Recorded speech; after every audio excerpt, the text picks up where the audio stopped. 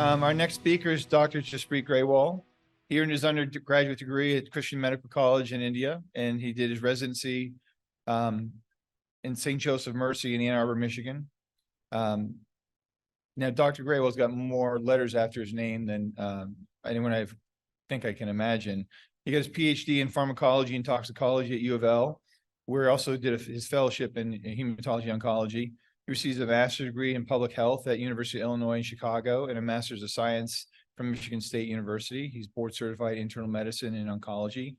He speaks multiple languages, and he's our principal clinical trial investigator for a phase 1 program. Has a passion for really bringing leading edge technology, and is really has done phenomenal things to bring our phase 1 program forward, especially in the solid tumor realm. And he's going to be speaking to us on GI updates for non-colorectal cancer. So Dr. Grewal. Thank you, Dr. Flynn, for a nice introduction. Jaspreet Grewal. I'll be talking about updates in GI oncology, non-colorectal. I'll leave colorectal for Driscoll. All right. Okay, so these are my financial disclosures. Learning objectives for today. We're going to be talking about how targeted and immunotherapy agents are changing the landscape for treatment options in upper GI malignancies, and also how we continue to redefine and validate the results of some of the prior studies. We're also going to look at first and second line indications of upper GI malignancies, neoadjuvant and perioperative treatment options in upper GI malignancies. So it's going to be a lot of talking, and I'm going to be probably going at a rapid speed because I wanted to really put out a lot of information out there. The reason for that is because in GI malignancies, we never thought that we'd be at this stage in oncology where we'd be able to offer our patients so many options. And over the last few years, the landscape has dramatically changed. We pretty much, in my view, are at the same stage where lung cancer used to be about 5-10 years ago. So a lot of new targets and a lot of new options are being discovered or verified or are coming up for patients. And again, you know, in my view, the targeted therapy in GI cancers was very hard to define. Most people in oncology never used to think like, hey, target oncology would be practical in GI cancers. However, numerous studies, especially giving example of lung cancers, have shown over and over again that if you have a target and if you treat those patients with a target therapy, those patients outperform if you give that target therapy in the first line as opposed to the second or beyond. And that's been shown in these Kaplan-Meier curves. On the right side, it's being shown like if you give the patient targeted therapy, this is a meta-analysis, those patients do much better than patients who are getting those target therapy in the second line or beyond. So what are the targets in GI cancers? Numerous targets, you know, again, a lot of targets that we define in other cancers, like, again, example for melanoma, like BRAF mutation. How we target BRAF mutation melanoma, BRAF inhibitors, MEK inhibitors. But in colorectal cancer, it did not work that way. We had to combine that with cetuximab. So obviously, you know, it's not so plain and simple that you find a target and say like, all right, I'm going to hit this target with this drug. It doesn't work that way. However, now, you know, with the course of time, like we have known some of these targets and how to really hit them. Some of the targets that I'm going to be talking about is HER2/neu. It's really become big over the last few years. Some of the other targets in GI malignancies is VEGF. You know, we've used bevacizumab for a long time, ramucirumab for a long time. BRAF has come up as well as a target in GI cancers, colorectal cancers. Also immunotherapy targets, obviously MSI high, CPS scores, and TMB, either intermediate or high mutational burden. But despite that, there's some challenges in GI malignancies with targeted oncology because there's still lower frequency of these genomic or somatic alterations in GI malignancies. There's also cross-target toxicities with currently available agents. Then microbiome also plays a big role in these cancers. Also, GI cancers are inherently cold tumors. They're not hot tumors like other cancers where there's very high infiltration with tumor infiltrating lymphocytes or lymphocytes which are targeting and trying to find the tumors. Also, the dietary and racial factors we see over and over again, like Asian populations behave differently from American or European population, are totally different from American population.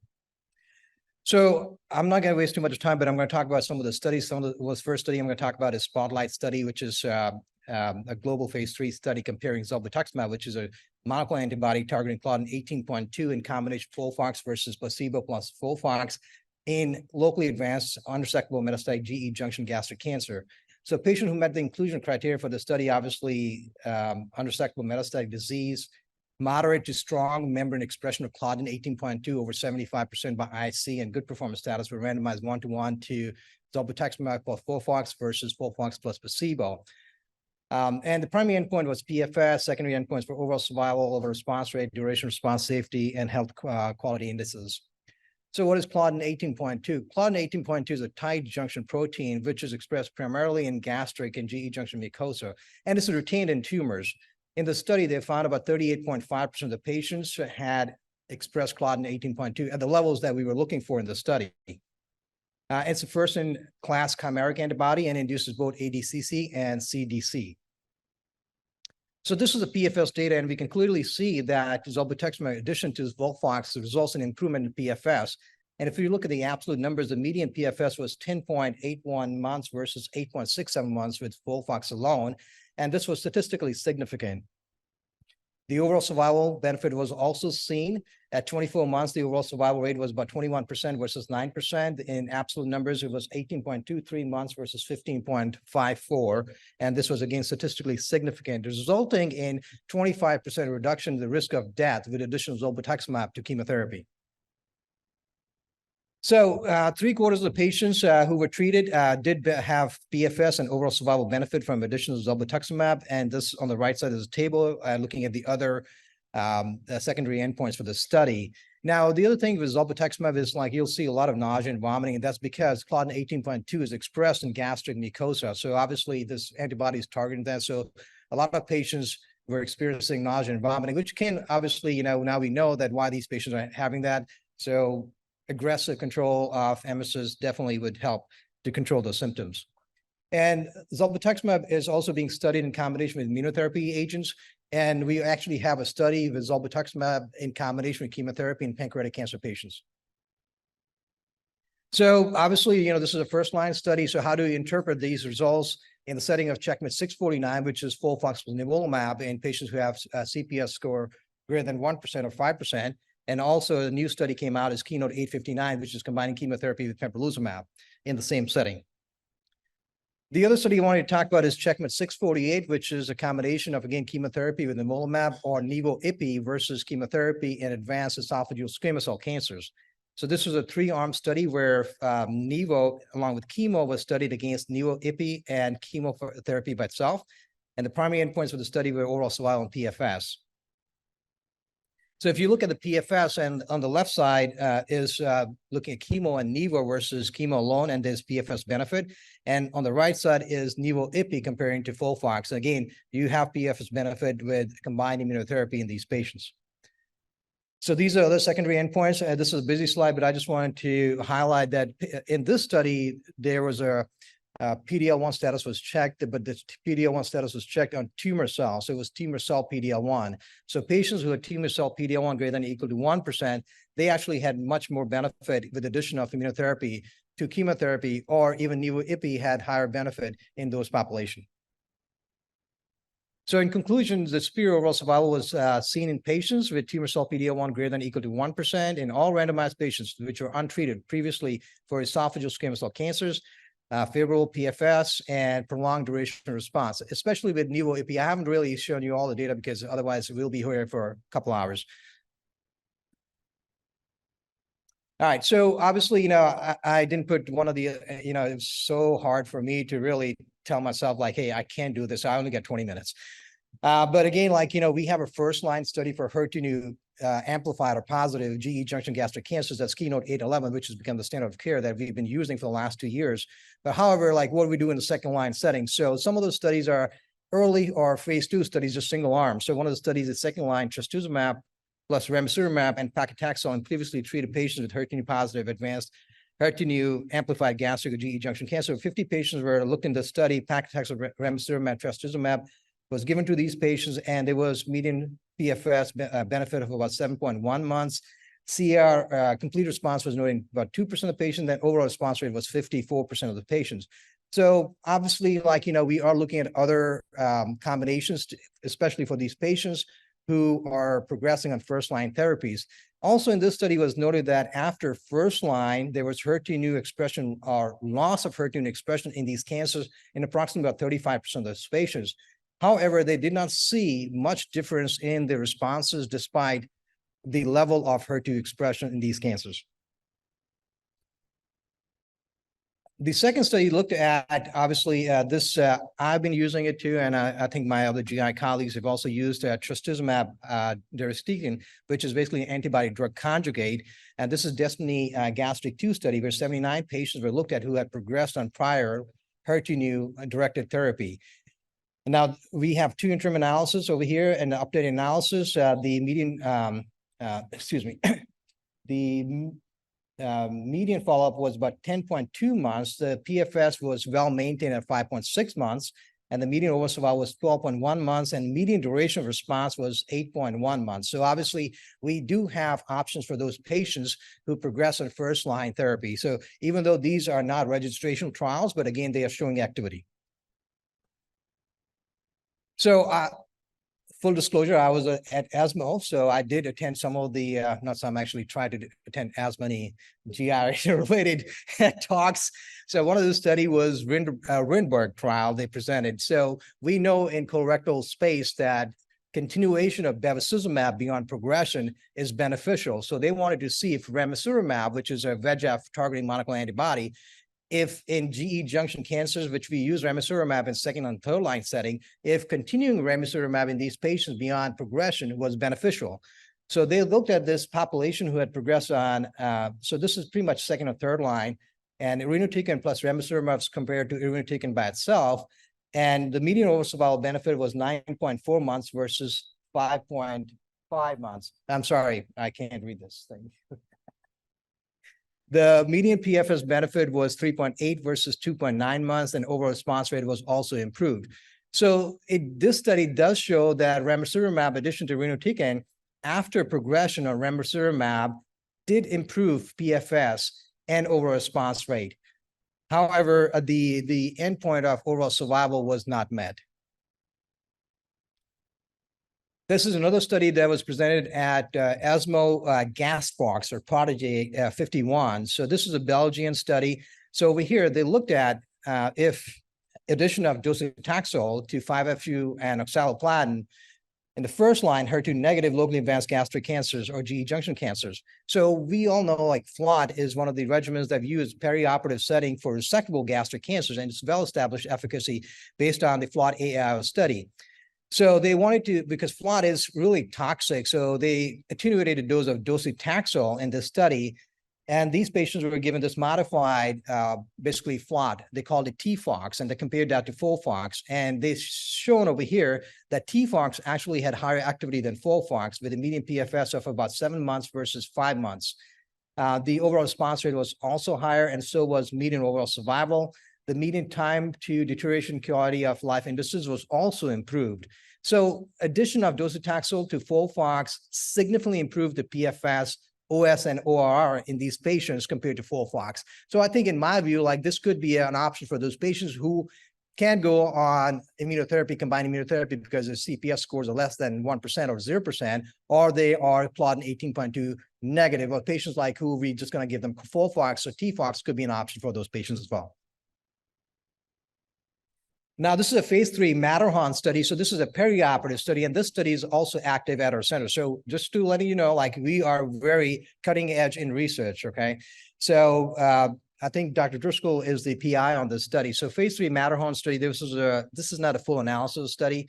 So over here, this is a global phase 3 randomized study where patients were given FLOT in combination with durvalumab versus placebo and FLOT.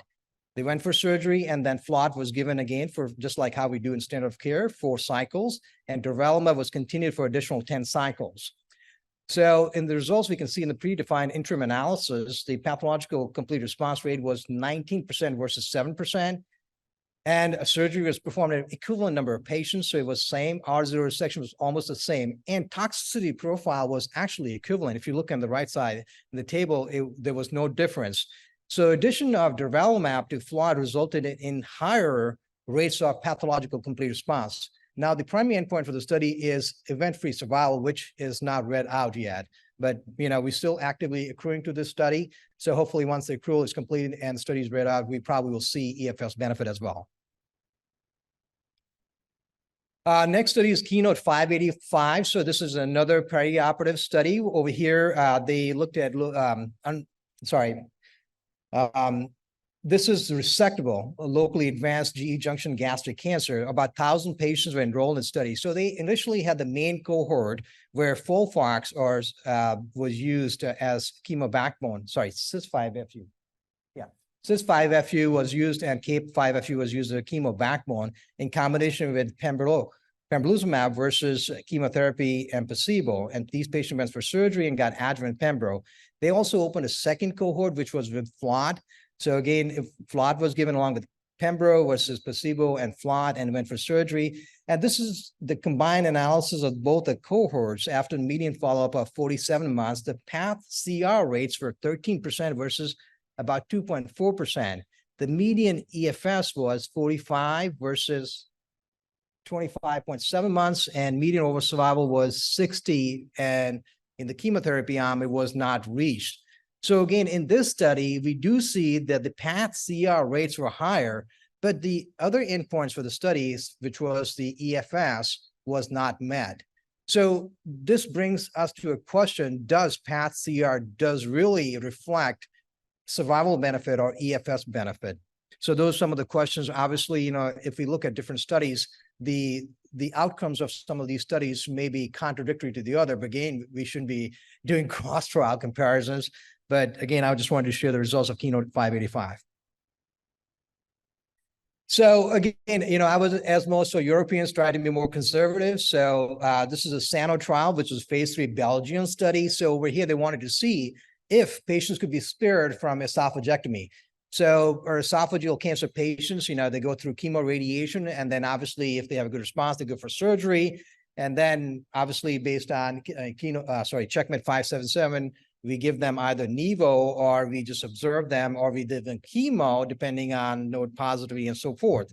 So they wanted to see if they could spare those patients from very morbid esophagectomy and just follow these patients with active surveillance. So over here, resectable esophageal cancer patients were given chemoradiotherapy as per cross-trial, and they're randomized to active surveillance versus surgery. And they found that active surveillance was non-inferior. However, some of the other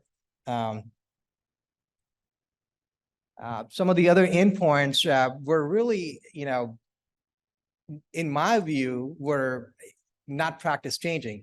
And it'll be really difficult to apply actually this study in the United States, because if you look at the recurrence rates for those patients who were in active surveillance was much higher. And most of the patients in our population, in our practices, wouldn't really want to go for active surveillance, especially, there were a lot of critiques for this study. One, they lumped both the adenocarcinoma and squamous cell cancer patients in one study. Okay, we know from cross-trial the squamous cell cancer patients do much better with chemoradiation opposed to adenocarcinoma. Second, they didn't deploy circulating tumor DNA, which I think is become an important part of our practices these days. So there was, again, these kind of studies can be really conducted easily in Europe, and because of their different practice patterns. But I still felt that the study did point out hey, active surveillance could still be an option for some of those patients who may not go for esophagectomy because of many reasons, because they're not surgical candidates or comorbid conditions. So this is a neoadjuvant trial. This is a neoadjuvant trial in adenocarcinoma of esophagus and an EG junction. It was an international study. Again, over here, they wanted to look at if chemoradiation was as good as chemotherapy alone. So again, over here, patients who met the criteria for the study were randomized to cross-trial regimen versus perioperative chemotherapy. And they also actually originally had triplet drug regimen, which we used to use ECX, EOX, and so forth, but then added FLOT as well. And what they showed was after median follow-up of about 34 months, the 3-year estimated survival probability was 57% versus 55%. So the hazard ratio was 1. So it was equivalent. So basically what this showed that perioperative chemotherapy was non-inferior to chemoradiation. So again, any patient who may not be a chemotherapy candidate, for example, some of the patients with autoimmune diseases, skin disease, I'm blanking out, but some of those patients that can't be given radiation, so we can give them perioperative chemotherapy and the results would be pretty much equivalent. This is one of the studies, again, it's a single arm Japanese study. Now we actually moving from upper GI because I had to cover esophagus, pancreas, bile duct, liver. So I'm pretty much halfway through right now. So this is one of the Japanese studies, with HERB trial, looking at HER2 expressing bile duct cancer, especially for patients who have progressed on gemcitabine-based regimen or intolerant to that. And they looked at these patients and given them trastuzumab deruxtecan, which is basically ADC we just talked about. And looking at that, the HER2 positive patients, there was confirmed overall response of about 36.4%. Even HER2 low expressors actually had a response about 12.5%. Now, this field is evolving and very fluid. And we now actually know that even what we used to define as HER2 low patients can benefit from HER2 directed therapy. So this study actually reinforces that observation. And you can see at the best percentage change, even over here in the blue bars, you can see those patients are HER2 low expressors. They actually benefited from trastuzumab deruxtecan. And these are the PFS. And again, you can't really compare because this is a single arm study in HER2 positive and HER2 low expressors. But even if you look at HER2 low expressor patients, they were actually doing better. The median overall survival benefit was seen. Dr. Flynn? Okay. All right. I think I'm gonna quickly go through. Maybe you want to give me 5 minutes? I don't want to be run out on a rail by these people. They look pretty angry. No, Oh, they are? I thought like they were enjoying my talk. They are. That's a tough. Wait. Okay. Yeah, let's start. All right, I'll take just 5 minutes and I'll run through this, okay? I know my boss is right on my head. You're worried about this. He's up next. Well, he's only covering colon cancer.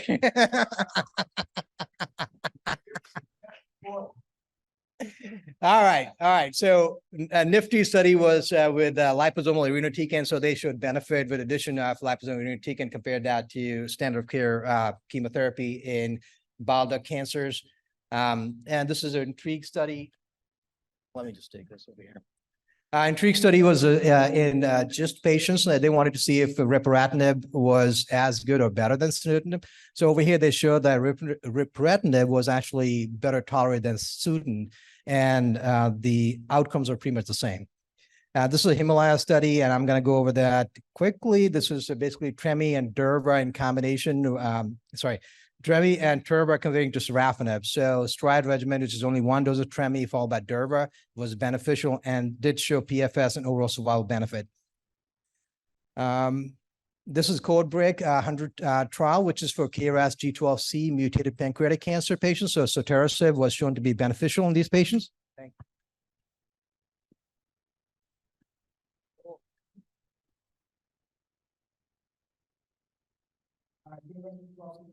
Is not the other drawing the same categories.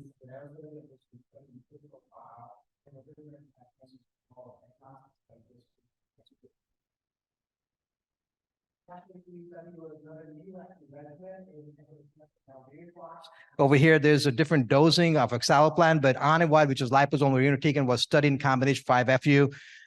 It showed, it was compared to gemcitabine and Abraxane. Most of the other studies that we have known about previously all compared to gemcitabine single agent. So in my view, like again, at least we have a little stronger comparator arm over here. So there was survival benefit. And if you can see over here, but obviously, like how to interpret this in the context of Prodigy study, which is basically FOLFIRINOX or modified FOLFIRINOX, which we like to use in the first line setting for good performance status patients with pancreatic cancer.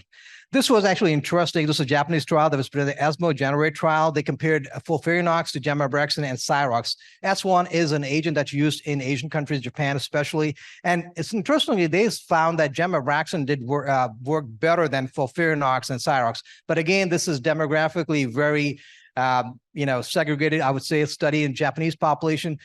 I don't think I can really take these conclusions and apply it to our population. Preopanc study, again, this is again a European study over here. They have previously prevented Preopanc one study where they showed that neoadjuvant chemoradiation with gemcitabine was better than going for surgery followed by adjuvant chemotherapy. So they thought like, well, let's do modified FOLFIRINOX and see how that does. And they actually showed like modified FOLFIRINOX compared to gemcitabine-based radiotherapy in the neoadjuvant setting did not do well. But again, you know, questions are, again, different population probably cannot be applied to our population. We are all used to doing neoadjuvant chemotherapy, and we're going to stick to that for now. This is another controversial study that was recently published, NORPAC-1, an original study over here. They showed that patients who had resectable pancreatic head cancers, giving them neoadjuvant FOLFIRINOX followed by surgery versus upfront surgery, upfront surgery followed by adjuvant chemotherapy did better. Again, this is not how we do practice. They only gave 4 cycles of FOLFIRINOX followed by surgery. We try to do at least 4 to 6 months of neoadjuvant chemotherapy followed by surgery. So again, I'm not sure if I'm going to change my practice patterns based on this study. So these are the list of studies that we have at Norton, and I am done, Dr. Flynn.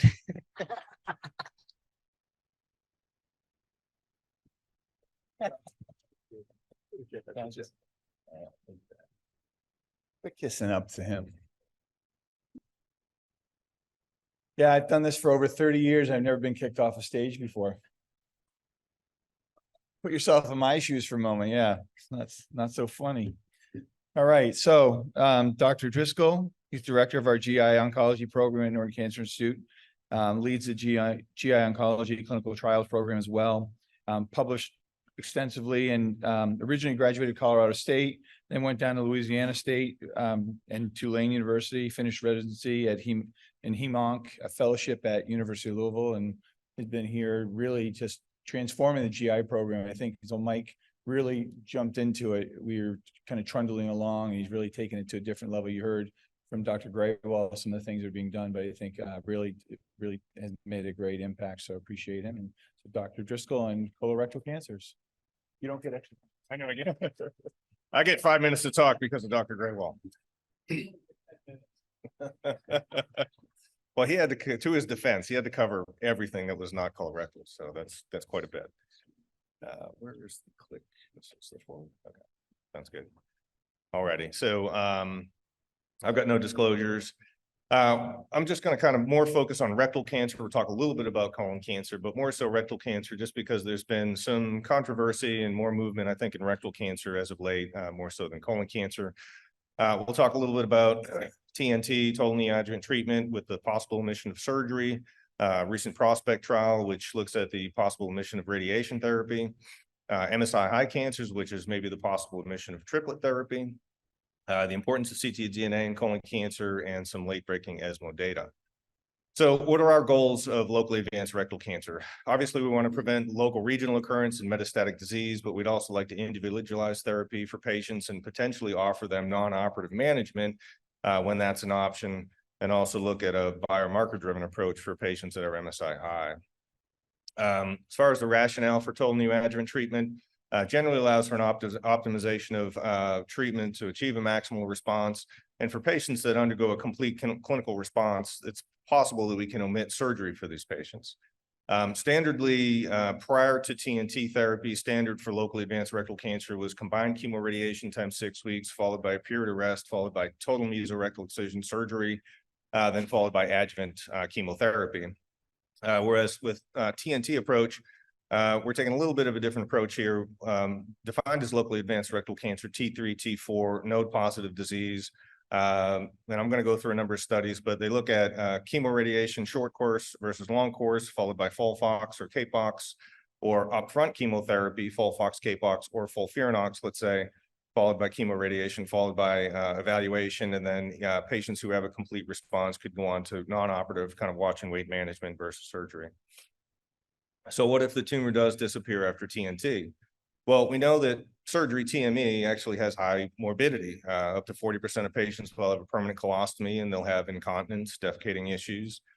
We know that PathCR, which can occur in a fairly high number of these patients, leads to pretty good 4 and 5 year disease-free survival. And we know that if patients have a complete clinical response, pathologic response usually ensues as well. So this is a retrospective study that was published by Memorial Sloan Kettering. They looked at standard of care chemoradiation followed by adjuvant FOLFOX-based treatment versus TNT approach.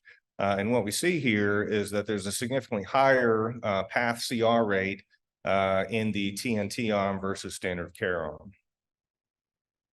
There's a few trials, number of trials actually evaluating TNT, but I'm going to focus more on the PRODIGE 23 Rapido OPRA study mainly here. So the PRODIGE 23 was a pivotal study, landmark study, randomizing patients to standard of arm, kind of chemotherapy, radiation, followed by a period of rest, followed by TME, then followed by adjuvant FOLFOX.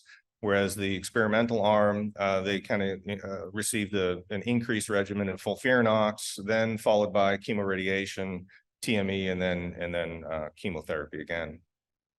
And results of PRODIGE, there was significantly improved disease-free survival and metastasis-free survival in the experimental arm, the TNT group. And what we see here also with pathologic findings, there were significantly higher rates of path CR versus the standard arm.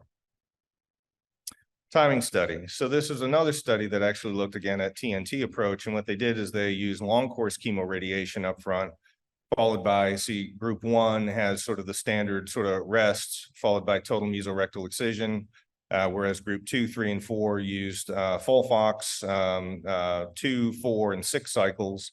And what we see here is that sort of the group 4 has a significantly higher rate of path CR. So the question then is, is it more important as far as sequencing? Is the chemotherapy actually changing the biology of the cancer? Or are we just sort of filling that time from radiation with chemotherapy to no benefit, really, essentially? So there have been some studies that we're going to look at that in just a second here. Rapido. So this is another study that looked at, again, TNT approach, standard of care arm, again, the 5.5, 6 weeks of combined chemoradiation, followed by period of rest, followed by TME, followed by further adjuvant treatment. Whereas this arm used actually a short course combined chemoradiation, then followed by FOLFOX or CAPOX, and then total mesorectal excision. And what we did find was that the chemotherapy compliance was significantly higher in the preoperative chemotherapy group, with up to, I believe I agree with Dr. Graywell, 84% of patients getting 75% of the chemotherapy, whereas only, I believe it's 58% of patients actually got 75% of chemotherapy in the postoperative group. And 23% of patients never got chemotherapy in the postoperative group. As far as the results from Rapido, we know that disease-related treatment failure and distant metastatic failure were significantly improved in the experimental TNT group. Overall survival wasn't statistically different, but there were significantly higher rates of path CR with the TNT group. OPRA, this was another study, organ preservation and rectal adenocarcinoma. So basically what they did is they sort of built in that sequencing question into the trial. So in one arm, they had induction chemotherapy, which was FOLFOX or CAPOX, then followed by chemoradiation. Whereas in the arm 2, they had the chemoradiation up front, then followed by FOLFOX, CAPOX. Then they were re-imaged, evaluated, and if they had complete response, they went on to watch and wait. If not, then they went on to TME. And as far as organ preservation rates, what we found was that there were significantly higher organ preservation rates actually in both groups. Whereas though the long course chemoradiation then followed by FOLFOX seemed like it improved over FOLFOX first, then chemoradiation. So that seems as though that's sort of a preferable to get the chemoradiation kind of sooner on in the patient's course. As far as local regrowth by TNT, also favored long course chemoradiation, then followed by FOLFOX as opposed to the other group as well. And what were our lessons here from OPRA? So we found that tumor response takes time, that rectal tumor response to TNT is much higher than previously thought from historical data that we'd had prior to that. And then delaying assessment of response with TNT does allow the biology, the tumor biology time to declare itself. So prospect study. So this study looked at TNT approach as well, comparing to standard of care, and they looked at the possible omission of radiation entirely. So on the standard arm, again, combined chemoradiation followed by TME followed by FOLFOX, whereas in the experimental arm, they used FOLFOX and then they restaged. And this is important, was this 20% response rate. If they had less than the 20% response rate, they went on the standard of care, combined chemoradiation, TME, and then FOLFOX. Whereas if they had a greater than or equal to 20% response rate, then they went on to TME and then further FOLFOX. What I do want to point out with this is that all the patients underwent total mesorectal excision. So they all underwent surgery. So if you're looking for a watch and wait approach, this is probably not your treatment regimen.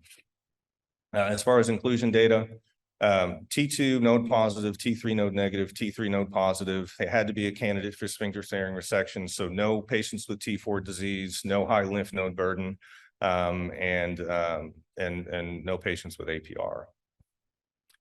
And I think this slide's pretty telling. So if we see sort of the characteristics here, we see that greater than 85% of the patients were actually 5 centimeters or more from the anal verge. So these were high-lying cancers, not low-lying cancers, not bulky tumors. Now, I will say, 50% of the patients here had T3 node positive disease. So that's pretty interesting, actually. And as far as results of PROSPECT, now this was a non-inferiority trial. So as far as disease-free survival with FOLFOX plus only selective chemoradiation in those patients that did not have that 20% or greater response, there was no real difference in disease-free survival. Really no difference in freedom from local recurrence, and no difference in overall survival in the selective versus the full chemoradiation. So is this practice changing? I think yes. It's actually on NCCN guidelines right now. So obviously some caveats. So these patients have to be basically T2 node positive, T3 node negative or positive, no T4. 85% of these patients were greater than 5 centimeters or more from the anal verge. So definitely high-lying cancers. And then I think this really important is this response assessment, which is this adapted RECIST. So they actually use this fairly strict criteria, which is not standard that we're using right now. They use this bidimensional product, which was the product of longest diameter primary tumor multiplied by thickest wall. And I think that's going to be really important for us to kind of impress upon our radiation colleagues that they will have to kind of use that if we're attempting to use this regimen. Okay, so we're going to pivot a little bit. We're going to talk about MSI high cancers. We know that 5 to 10% of patients with rectal cancers will be MSI high. We know that these patients are less responsive to neoadjuvant and adjuvant chemotherapy. And we know that PD-1 blockade tends to lead to fairly high levels of responses. So this was a study that was actually published by Andrea Sursik out of Memorial Sloan Kettering, who's kind of a rock star in rectal cancer right now. But anyways, this was a hypothesis. Is it possible that we can actually replace triplet therapy in these patients and just observe them? And this was a study that people probably heard about. It was all over the news in the last year as far as response rates for rectal cancer. So as far as the schema here, they used a dostarlimab PD-1 inhibitor, 500 milligrams IV every 3 weeks times 6 months, and then they underwent evaluation. If they had clinical complete response, they went to a watch and wait arm. If they did have residual disease, they went to more of a standard chemoradiation. If then they had a clinical response, they went to watch and wait. And then if they had residual disease, they went on to surgery.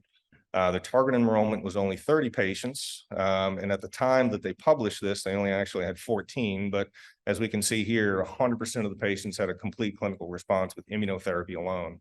And you can see here, patient number 1, 24 months out from the start, and still no evidence of recurrence of disease. So pretty amazing data.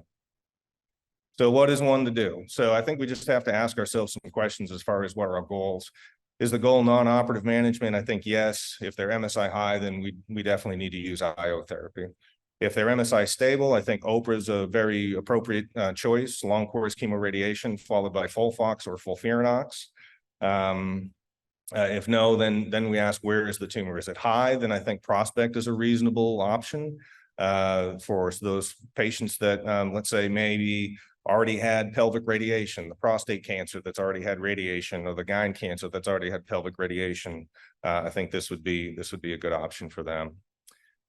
What type of radiation? So, if they have bulky disease, T4, node positive disease, absolutely these people need long course radiation, a TNT approach. One thing I've neglected to mention on the Rapido study, the long-term update of Rapido came out just this last year, and that actually showed that short course radiation is inferior to long course radiation. There are higher rates of local regional recurrence with short course radiation versus long course radiation. So So kind of like the Ford Model T, you know, what color do you want? You can have anyone you want as long as it's black. So if you get, you know, rectal cancer, you need chemoradiation, you're getting long course now. And then as far as order of TNT, as far as these patients, if they have high risk bulky disease, then definitely I think chemotherapy first. You know, I think with these patients that have, you know, locally advanced disease, they have a very high risk of metastatic relapse of disease. So I think really starting with chemotherapy up front. Here we have a little bit of a bias. I tend to use more of a sandwich approach. So we usually use upfront FOLFIRINOX times 2 months, then pivot and do combined chemoradiation times 6 weeks, and then 2 more months of chemotherapy. And there's actually a study right now called the Janus study that they're actually looking at just that. They're looking at upfront long course chemoradiation and then randomizing the FOLFOX versus FOLFIRINOX. So we should have some data in the next year as to whether or not we actually really need that irinotecan. I'm going to pivot a little bit to talk a little bit about the importance of ctDNA in colon cancer. And this is our sort of dilemma here. So we know that there's a fair number of patients, 20% of patients with stage 2 colorectal cancers will relapse with no further treatment. And we know that with stage 3 patients, 50% of these patients are cured by surgery only. So is there an opportunity who would benefit from treatment escalation in stage 2, who would benefit from potentially treatment de-escalation in stage 3? We know that post-op ctDNA is highly prognostic, and we can see from 3 different studies here, an Australian, US, and Japanese study, that the evidence of or disease-free survival is significantly lower for people that have post-op positive ctDNA. And what is the impact of adjuvant chemo? So 2 different studies here, dynamic and circulate study. We see that patients who were treated with ctDNA positive post-surgery treated with adjuvant treatment have significantly improved survival curves versus patients that do not get it. And I think the circulate study is pretty telling in that regard. This is another slide that shows actually adjuvant chemotherapy benefited patients regardless of stage. So high risk stage 2, 3, and 4, all survival curves look better for adjuvant treatment. And as far as clearance of ctDNA, I think that's going to actually serve as the new surrogate endpoint for us. So we tend to be able to pick up potential recurrence of patients many months before we see anything on CT scans or their CEA goes up. And if we see here, patients who are negative and remain negative or are positive and then converted have significantly improved disease-free survival rates versus patients who then were negative and then became positive or just never cleared their ctDNA. Just a quick plug, we actually have the Circulate trial here. We've accrued pretty well to this. Again, the hypothesis here, if people are ctDNA negative, is there an opportunity for de-escalation of treatment? If they're ctDNA positive, do we need to escalate their treatment to try to get them cleared? Quick study schema. If we see here cohort A, ctDNA negative, these are really stage 3 modified FOLFOX versus CAPOX. They would be randomized to that or potentially just observation.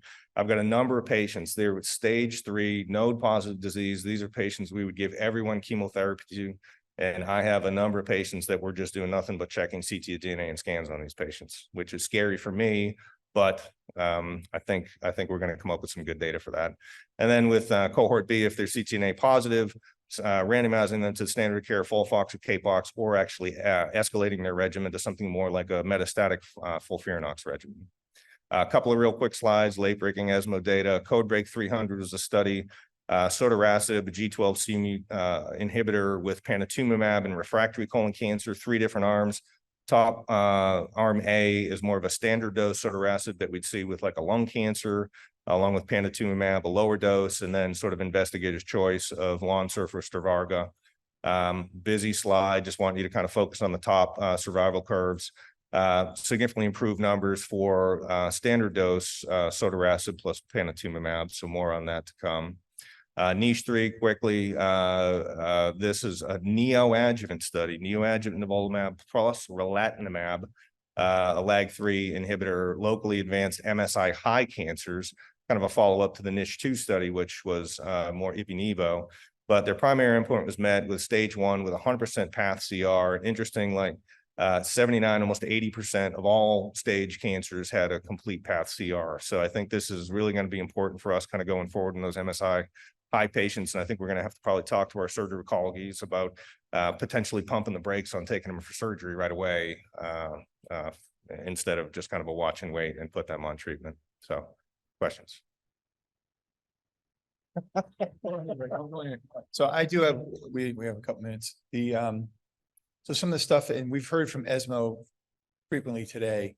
I just want to get your take on what you think. When is that going to change some of the practices? Like you said, talking to the surgeons, but are you going to wait for a manuscript to come out, or was it compelling enough that you think that we should start looking towards that data from ESMO? I mean, I think just like anything, I mean, if we have good rational data for it, I think we should always be trying to move the envelope towards that. So we are getting MSI on every single colorectal cancer patient, and we do that all in-house. We do all our molecular studies in-house. And I don't know if anybody from Path here, Al Martin, does a fantastic job. We've got next generation sequencing. We're blessed to have that here. We get MSI back like, within 2 days. So, I think, while we're waiting on the initial pathology to come back, that will come back with us. So I think it's reasonable to, potentially tell the surgeons to hold on. Perfect. Yeah. Okay. Thank you. All right. Thank you. A lot of good information today. So our next speaker, Dr. Mustafa Barber from, he's University of Louisville Pediatric Neuro-oncology, trained in Damascus, came here, did residency at University of Louisville and his fellowship in hematology oncology at Penn State University. He's the assistant director of the division and leads the fellowship training. So he's going to speak on updates in pediatric neuro-oncology. Thank you. Good to see you. Good afternoon. It's my pleasure to be here to talk to you about pediatric brain tumors, which I suspect is not a topic that you commonly hear about. So I elected just to make it more like of a review and just quickly go over the recent advances in the field. Cancer in pediatrics in general is rare. Luckily, we don't see too many cases. Brain tumors are the second most common type of malignancy we see in children, and it is the leading cause of cancer-related death in the pediatric population. They do account for close to 16% of all of the pediatric malignancies we see. Incidence rate has been increasing very slowly, steadily, but very slowly over the past 45 years. The good news is that mortality rate has decreased during the same time period. They are different from adult brain tumors. We see some of the most commonly seen pediatric brain tumors are rarely seen on the adult side, but also the biology of the tumor is certainly different between the two groups. We commonly see things like pilocytic astrocytoma, which is a low grade type of tumor. We see high-grade gliomas. They are most commonly located to the brain tumors, and we see embryonal tumors. So these are the three main categories we see. And for today's talk, I will focus on gliomas, high-grade and low-grade, talk a little bit about embryonal tumors, and then if we have time, we'll talk about ependymomas. Pediatric gliomas, again, they are the most common type of tumors we see. The majority of them are low-grade. This is a new WHO classification, and it did provide three different categories of brain tumors seen, or gliomas seen in the pediatric group, and I will focus on the three most common types. So starting with low-grade glioma, again, including diffuse low-grade MAP kinase altered and pilocytic astrocytomas. So low-grade gliomas are the most common type of tumor we see in the pediatric age group. For example, children with NF1, which is a fairly common inherited cancer syndrome, 20% of them develop optic pathway glioma at some point, typically during the first 10 years of life. Current treatment really depends on tumor location and resectability, age at diagnosis. The younger the kids, the more likely they will progress over time and be more troublemakers. And then also tumor biology matters. For treatment, usually the kids who have tumors that are resectable, surgery is the answer. Usually the surgeons will try complete resection or near complete resection, and then we follow that with observation. Now for kids who have tumors that are only biopsyable or have significant residuals, if they are recurrent or progressive diseases. Usually we treat with chemotherapy. We try really hard to avoid radiation. Again, most of these kids are very young, and we worry about long-term complications related to radiation. We treat kids with NF1 a little bit differently in terms of trying to avoid biopsy. It's usually not necessary and risky. And also we avoid radiation and alkylating agents because of the risk of secondary tumors in these kids. So the recent advances have been mostly in the molecular understanding of these tumors. We now know that alteration in the MAP kinase pathway is very common between BRAF fusion, BRAF point mutation, and germline NF1 mutations that accounts for close to 70% of the cases we see.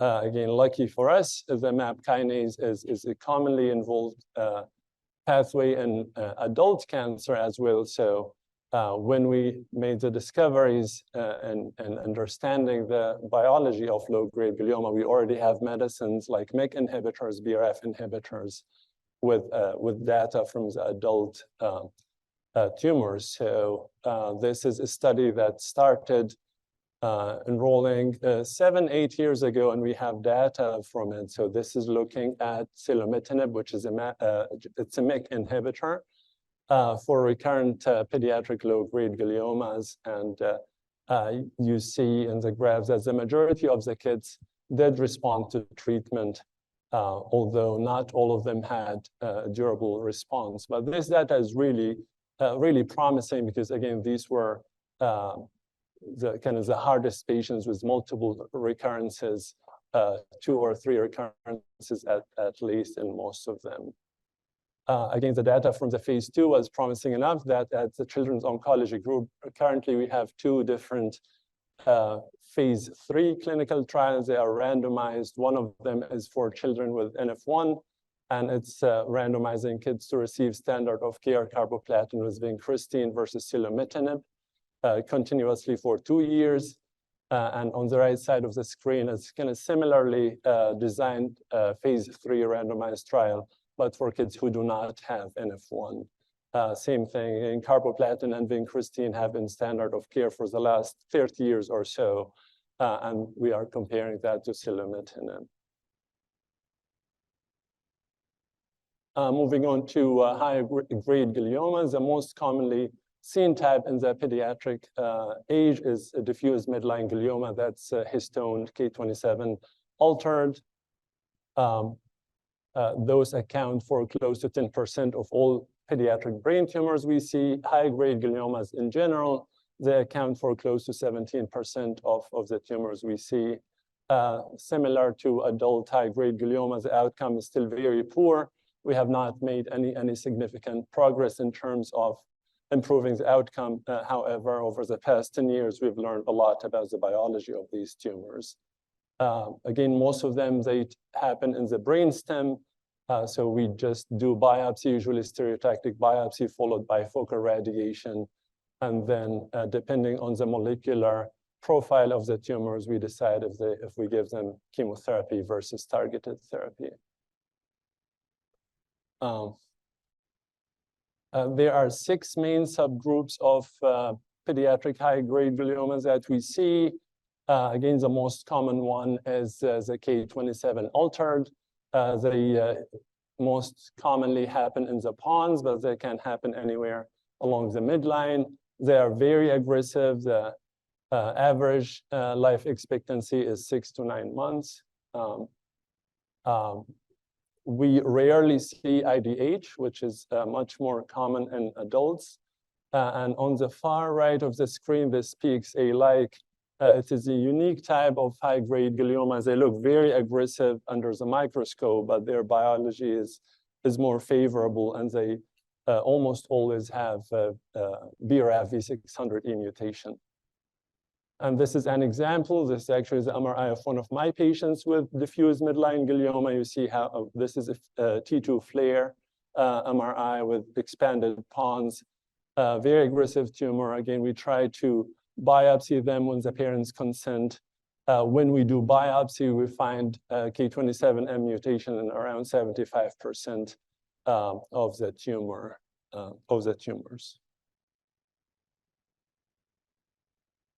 Again, the histone mutation matters. It does affect the prognosis. Again, having midline diffuse glioma in a child is almost always associated with a very poor prognosis, but kids who have wild type histone, they tend to survive a little bit longer, and some of them, they survive for years. Again, what we've learned over the past 10 years is that in pediatric high-grade gliomas, most of the times the key driver is epigenetic regulation and not necessarily like a point mutation or a fusion at the DNA level. And most of the clinical trials, there are too many of them. They can open, close, open, close. They are focusing on things like HDAC inhibitor.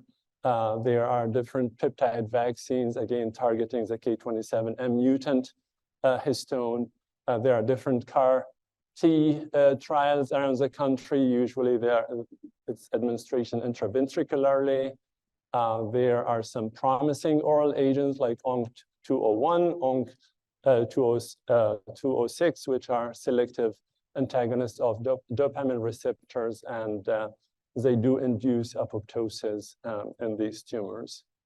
And again, if we do the biopsy and we're lucky to find a target like V600E, we use that knowledge to treat the tumors. You know, sometimes we use combination of BRAF and MEK inhibitor in these kids.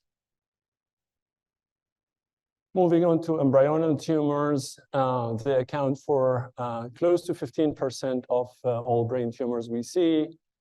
This is the most recent WHO classification. The most common, of course, is megaloblastomas. Less common tumors are things like ATRT and other tumors. For the purpose of today's talk, I'm just going to review megaloblastomas in more details, and then I'll go over ATRT fairly quickly. So megaloblastomas, it is the most common malignant tumor. It does account for 10 to 15% of all tumors we see. Most of the kids are diagnosed during the first 10 years of life, and the peak incidence is around age 5. Current treatment does involve the best resection we can get. So it's maximal safe resection followed by craniospinal irradiation with boost to the tumor area, and that's followed by maintenance chemotherapy. Overall, taking all risk groups, the overall long-term survival is close to 65%. Most of the survivors, they do have significant long-term complications related to mostly the treatment. We divide patients into 3 different risk groups. So the first group, we call them infants. So anyone who is younger than 3, we do everything we can to avoid radiation in this group. Essentially, that's why we separate them from the others, because craniospinal irradiation, as you would imagine, in an infant would be devastating long-term. The second group is standard risk. So these are kids who are older than 3. They do not have any evidence of metastatic disease, and their tumors were completely resected or near completely resected. The third group is high risk. So these are trickier tumors. Usually, they, again, happen in kids who are older than 3, but there is evidence of whether it's CSF spread or actual drug metastatic disease that's visible on the MRI. And sometimes the surgeon just cannot remove the entire tumor. So if there's significant residual, that would make them high risk as well. So for infant medulloblastoma, again, the goal is to avoid radiation. Sometimes if there is significant residual, we would do focal irradiation because we avoid radiation that leads to drop in the expected outcome. So the event-free survival for 5 years, anywhere between 30 to 70%, really depending on the study and the protocol that's used. Some of us, we do high-dose chemotherapy type of approach for these kids. Other times, it's intrathecal type of, or essentially direct injection into the spinal fluids via Ommaya or spinal taps. The kids who survive are usually the kids who do not have evidence of metastatic disease, the kids who did have gross total resection of the tumor, and the kids who have evidence of dysplasia. And that's simply because of the biology of their tumor. So these babies usually have sonic hedgehog without p53 mutation. The standard risk groups, they have a decent outcome. So the long-term event-free survival is close to 80%, to be exact, 81%. The current standard of care is, again, best resection that's possible. It has to be near complete or complete resection, and that's followed by craniospinal irradiation. The dose is a little bit lower compared to historical with the current maintenance chemotherapy we give. And everyone gets 1 year of maintenance chemotherapy after radiation. The high-risk group, as expected, they do have a worse long-term outcome. For treatment after radiation, usually they get craniospinal irradiation, higher dose compared to standard risk, and that's followed by relatively heavy chemotherapy for 6 months. And this graph just shows data from the most recent children's oncology group study, which looked at the potential benefit of adding carboplatin during the craniospinal irradiation as radiation sensitizer. Overall, it did not look like adding carboplatin made a difference, but we'll come back to this graph in just a minute. Now, the biggest advances we've had over the past 12, 13 years was understanding the biology of medulloblastoma. So back in 2009, 2010, it was recognized that there are a minimum of 4 different kind of unique subgroups of medulloblastoma. Wnt, which is the most favorable, only 10% of the cases. Sonic hedgehog, which is favorable in the younger age group because they usually do not have p53 mutation, and it's really aggressive in age 4 years and older. They often have p53 mutation, which makes them high risk. Group 3 is the most aggressive, commonly metastatic at presentation, commonly has MEC amplification, and the survival is only 50%. And lastly, group 4, which is kind of intermediate, the outcome is close to 75% long-term survival. And again, this is a graph that I showed you recently. We have learned a lot about these different molecular subgroups, but we have not been able to use that knowledge to improve outcome until recently. So in this study, when we looked at the entire study cohort, it did not seem like adding carboplatin really made any difference.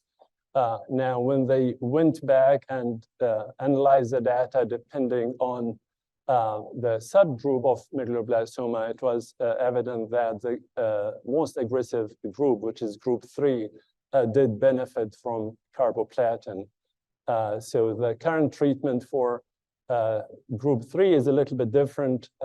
We give them carboplatin daily, essentially for 6 weeks while they get their hyperfractionated CSI.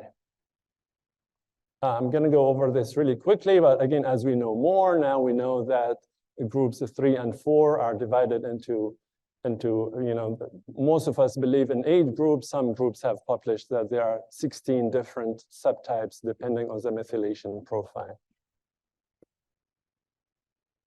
Moving on to ATRT, which is a rare type of entity. It does happen in the youngest age group. Most of the children they present during the first year of life. Here in Louisville, we see 1 to 3 patients every year. The majority of the kids, again, present during the first 3 years of life. Almost everyone has SMARCB1 deletion or loss of function type of mutation.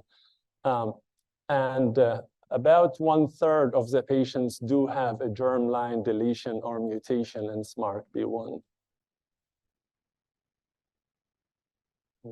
So this is data from our most recent COG study. Again, this is really rare. It took us 15 years or so from the time the study started until we had publications.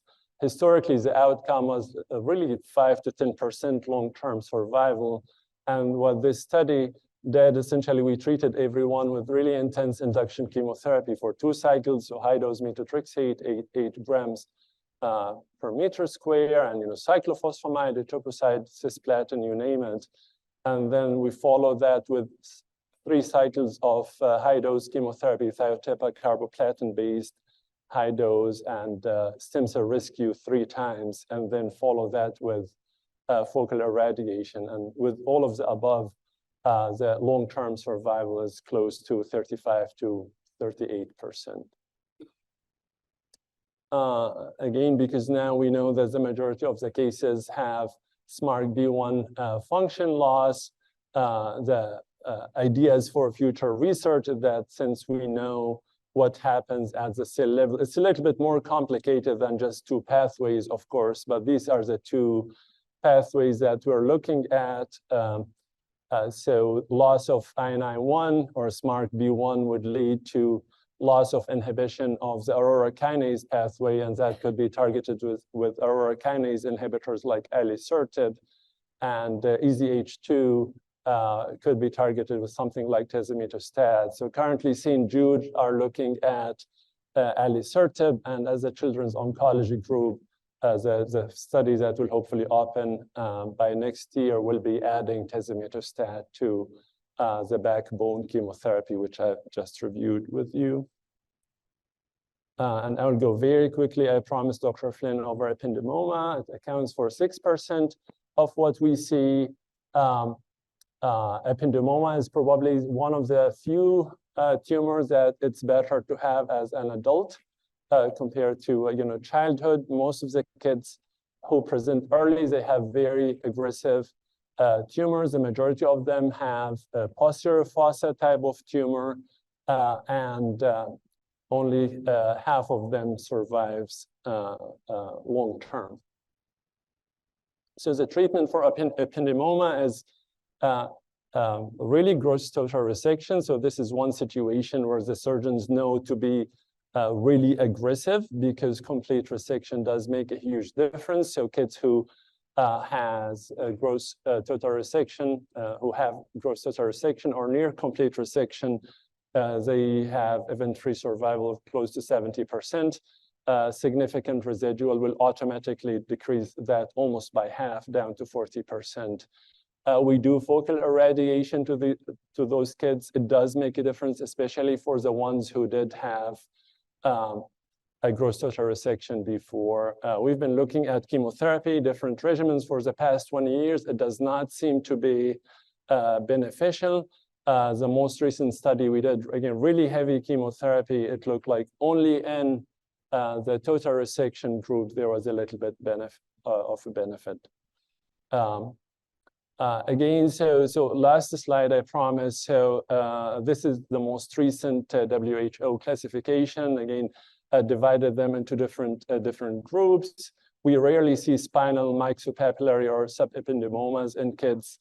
The types that we see are the supratentorial ZFTA fusion or YAP1 fusion, and in the posterior fossa, which is again most common, there's group A, which is very aggressive. It happens most commonly in the kids younger than 5, and group B, which is less aggressive, associated with favorable outcome, and it happens mostly in older children. And this is just to summarize the 4 different subgroups. Again, that it used to be called RALA. Now we changed the name to ZFTA, and that happens most commonly in the older patients, and it's associated with poor outcome. YAP happens most commonly in the younger kids. Again, not common, but when it happens, it happens in the younger kids, and it's associated with a great outcome. They do really well, and even radiation is questionable. We do not irradiate them usually. Now, the posterior fossa ones, group A is super aggressive. Group B is much more favorable, and that's everything I have for you. Thank you.